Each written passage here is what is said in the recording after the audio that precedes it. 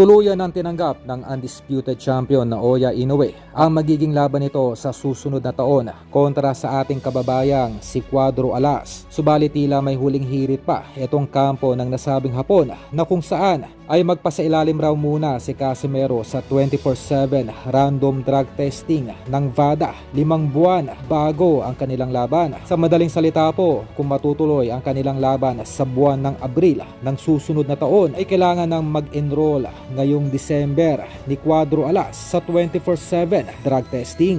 Sa kabilang balita ay may nagpapakalat ngayon ng mga larawan ng naging intense sparring noon sa pagitan ni Cuadro Alas at ng Unified Super Bantamweight Champion na si Tapales. Ang nasabing sparring ay may humigit 2 taon nang nakakalipas noong nasa ilalim pa ng MP Promotion itong si Casimero. Ngunit ngayon ay tila wala pa ring mahagilap ng kahit isang video clip man lang ng nasabing sparring. Kaya matunog ang naging usap-usapan na sinadyang isapribado o itago ng MP Promotion ang nasabing video upang pagtakpan ang kahiyang sinapit di umano nitong si Tapales sa mga kamuon-noon ni Cuadro Alas. Ganoon pa man ay hindi pa kumpirmado kung sadya bang nagulpi ni Alas itong si Tapales. Ngunit isa lamang ang posibleng maging hinala ng lahat na kung hindi naman nadehado itong si Tapales na nasabing naging sparring noon labang kay Alas ay paniguradong ilalabas naman agad ng MP Promotion ang nasabing video